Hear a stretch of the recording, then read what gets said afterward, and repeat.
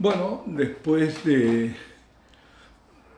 aquella panorámica que hicimos de la vida de Leonardo Castellani, vamos a entrar ahora un poco más en materia. Digo un poco más porque todavía no es efectivamente el Apocalipsis, sino vamos a aprovechar algo que lo encontré como muy útil. La cuarta edición del Apocalipsis de San Juan, traducido y comentado por el padre Castellani, es prologada por el padre Alfredo Sáenz, muy conocido, un jesuita muy conocido. En su prólogo dice el padre Sáenz, y vamos a aprovecharlo porque, ¿por qué lo quiero hacer? Porque nos va a dar un panorama global de todo lo que ha ido aconteciendo, ¿no? Sobre el tema de la redacción, de todo. Entonces eso nos va a ayudar mucho, porque vamos para volver. Yo creo que este vídeo va a ser útil porque se va a volver sobre el tema, quizás más de una vez, para recordar o para ver el panorama global, ¿no? Pues bien, en su prólogo, dice el padre Sáenz, Castellani se aboca a la interpretación de este libro del Apocalipsis, con la ayuda de la gran tradición patrística de la Iglesia y de autores más recientes como Newman, como Billiot y como Piper, Joseph Piper. Bueno, nosotros, como decía el propio Castellani, ¿no? A veces somos como enanos montados sobre gigantes. Estos han sido grandes, pero han visto de lejos. Nosotros vemos montados sobre ellos, sobre todo lo que han dicho, acercándonos aún más a los acontecimientos, podemos ver más. Castellani ha entendido bien que el Apocalipsis no debe ser interpretado como una historia lineal, no lo es, sino de acuerdo a leyes de otro género. ¿Y cuál es ese otro género? La profecía. Los diversos septenarios, hay varios septenarios, por ejemplo, 7 tubas, comúnmente los llamamos las 7 trompetas, donde recorre las sucesivas herejías que se fueron manifestando en la Iglesia, hasta la última. Luego hay 7 sellos que describe la curva del progreso y la decadencia del cristianismo. Y después hay 7 redomas o fialas, comúnmente las llamamos copas, preanuncia las calamidades de los tiempos postreros, los castigos de Dios a la gran apostasía. Y sigue un método de recapitulación, es decir, va adelante, llega un punto que no sigue linealmente, sino que se detiene, que es la parusía, y vuelve hacia atrás. Es decir, diríamos que son como espirales más que una línea recta. La marcha no es recta. Castellani no pretende encontrar un significado alegórico en cada uno de los pormenores, sino ve el conjunto. Apunta siempre a la imagen total. Es la interpretación tipológica, ¿no? La misma que empleó el vidente, así que emplea San Juan, al describir la última persecución a la luz de la primera, es decir, la última es el antitipo está prefigurado en un tipo que es la primera persecución. Lo importante es destacar que el Apocalipsis no es un libro común cualquiera, es un libro profético, totalmente, fundamentalmente profético. Y esto lo afirma el propio San Juan en el título, y también es el curso del libro hasta el final.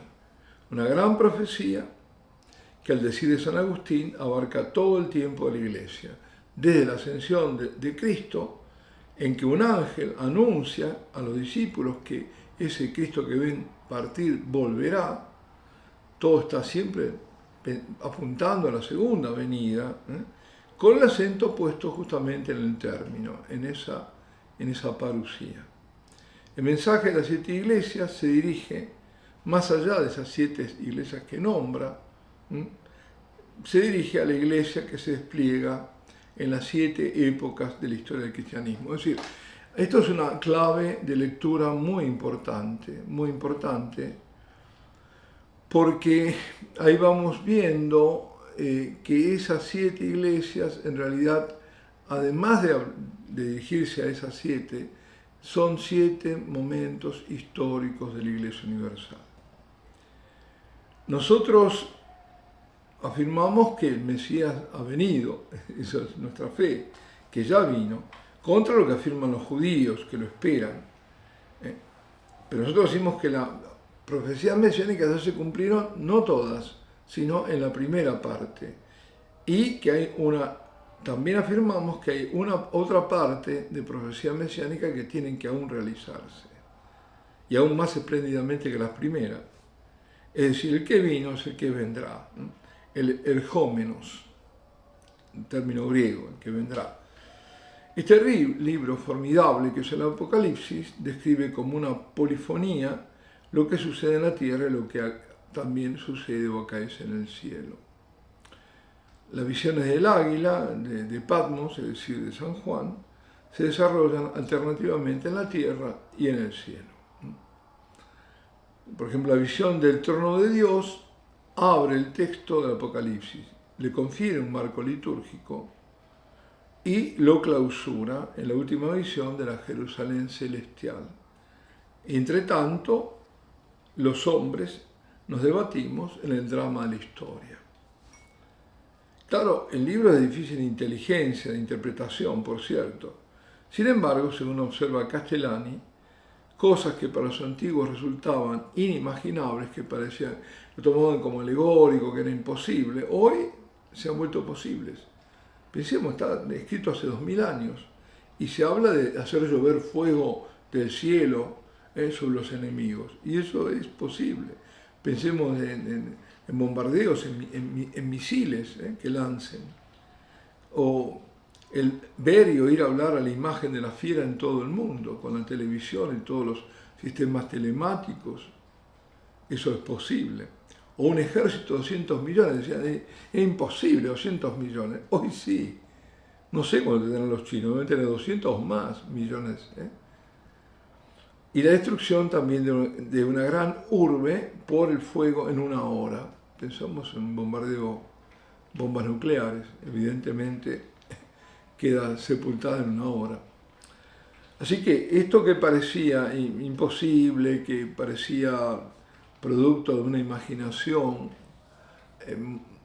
muy caliente, una imaginación muy grande, casi al borde a veces de la pesadilla, sin embargo, es posible.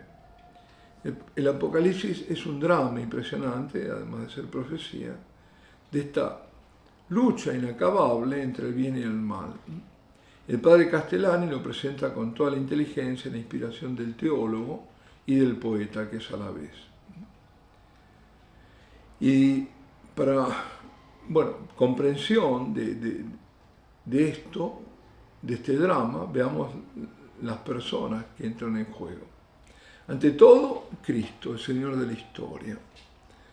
Porque no es otro que el Señor, el Kyrios, el Cordero, quien abre el libro sellado. Ese libro está sellado, el único que tiene el poder de abrirlo es Él, porque es el Señor de la historia. Y manifiesta así su dominio plenario sobre todos los acontecimientos históricos. Además es el liturgo que preside en el cielo el majestuoso culto. Es una liturgia celestial, donde tenemos los ancianos, los ángeles, los seres vivientes. Y es también el guerrero, montado sobre el caballo blanco, que galopa con su túnica salpicada en la sangre de su martirio victorioso, seguido por los ejércitos de los cielos, también en caballos blancos, y en cuyo muslo está grabado su nombre, Rey de Reyes, Señor de Señores. Recordemos que esto de Rey de Reyes, Señor de Señores, es la forma superlativa que viene del idioma hebreo, ¿no? No tiene el superlativo, Señor de Señores, es que no hay un Señor más grande que Él, ni un rey de Reyes más grande, más alto que Él, de mayor majestad. Y frente a Él, en este drama, está el dragón, el demonio, el abanderado de la fuerza del mal.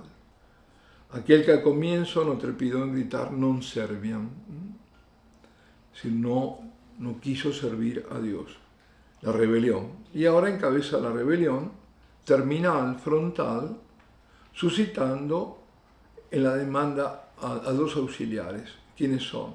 La fiera del mar, y aparece una fiera o bestia del mar, que será el dominador en el plano político, porque el mar indica eso, el orden temporal, y la bestia o fiera de la tierra, que llevará a cabo la falsificación del cristianismo, que es el pseudo profeta también, el falso profeta, símbolo de la religión.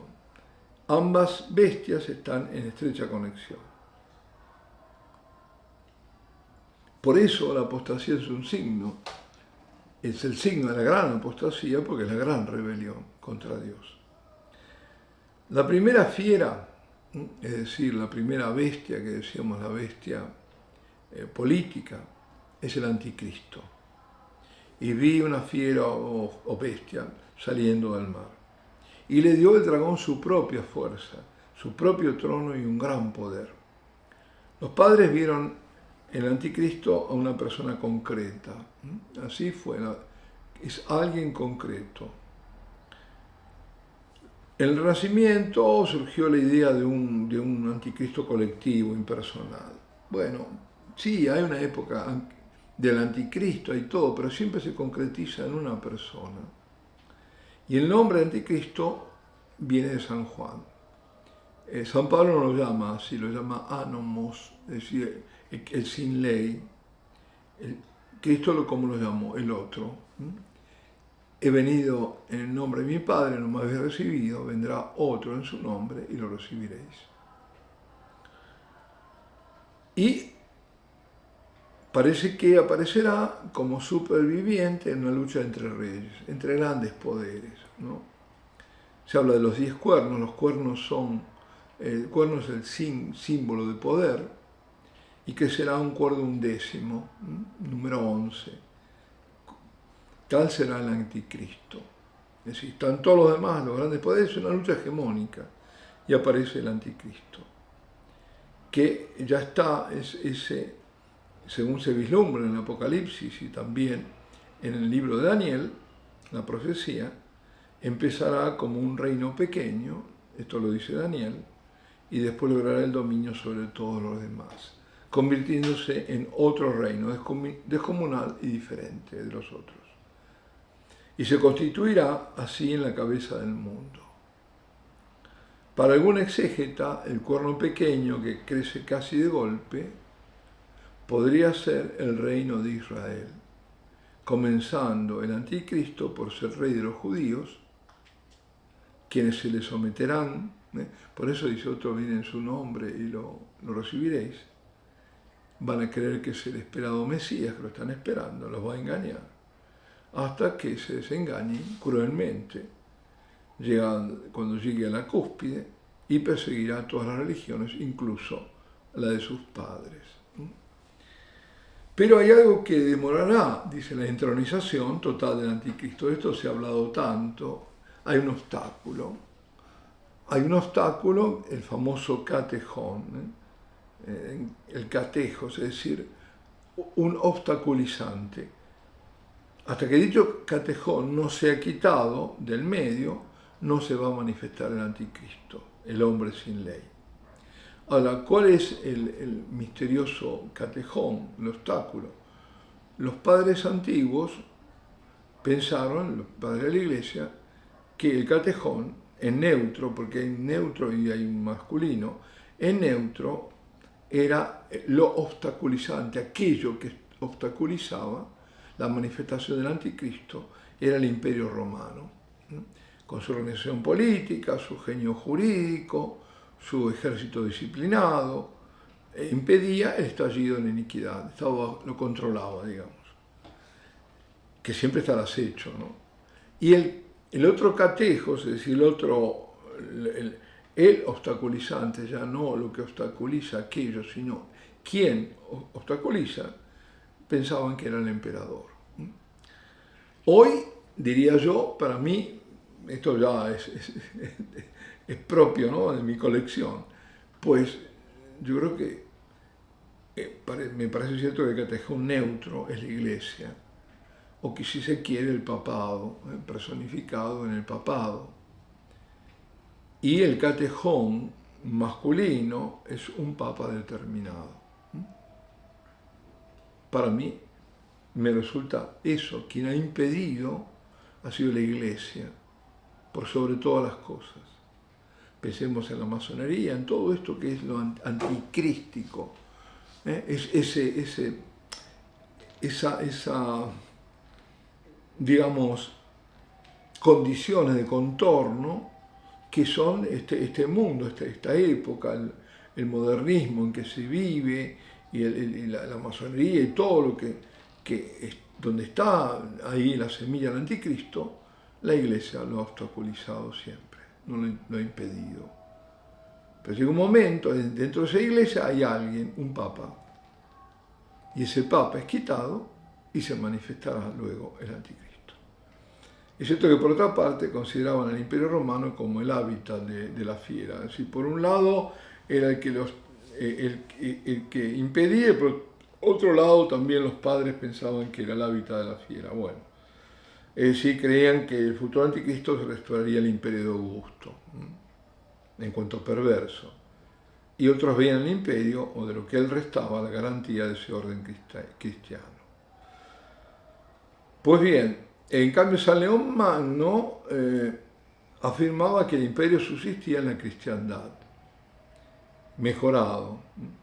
Y también algo parecido pensaba Santo Tomás. Ahora, desaparecido el catejón, bueno, estas son especulaciones, quién puede ser o quién no puede ser. Yo creo que acercándonos, es la Iglesia, era el papado y luego un papa, otros pensarán otros, es tema especulativo. Ahora, desaparecido el catejón, el anticristo restaurará a su modo el imperio romano, es decir, o la Iglesia. Su realeza universal, su confederación de pueblos, estará calcada sobre la realeza y la universalidad del Imperio Romano. Es la ciudad del hombre de San Agustín, contra la ciudad de Dios. Bien, ahora, Castellani señala el error de aquellos que han querido hacer del anticristo un personaje siniestro. Por cierto que va a ser demoníaco, pero no aparecerá como tal, hará gala de humanidad, de humanismo, se va a fingir virtuoso, claro, es todo mentira, ¿no? Aunque sea cruel, soberbio, aparece como humilde, pero es todo lo contrario. Pero no se manifiesta lo que es. Y van a anunciar quizás la restauración del templo. Si pensamos en eso de que podía salir del judaísmo, entonces más que seguro que restauran el templo, que es lo que quieren hacer, no podrán, pero bueno, es lo que quiere restaurar el templo de Jerusalén. Pero no será en beneficio de los judíos, sino para entronizarse él y recibir allí honores divinos, quizás como hijo del hombre, es decir, como auténtico Mesías, como el fruto más perfecto de lo humano, soberbiamente divinizado, porque lo que quiere, y está dicho, se va a poner en lugar de Dios. Y no se contentará con negar que Cristo es Dios y Redentor, sino que se erigirá en su lugar como el verdadero Salvador de la humanidad. Será, como dice Soloiev, el simio de Dios, el mono de Cristo. Va a encarnar la hipocresía sustancial de los mismos fariseos del siglo I, que ahí estaba el misterio de iniquidad en ellos, ¿no? No solo eran tenidos por santos, sino que ellos mismos se creían santos. Vamos a detenernos aquí.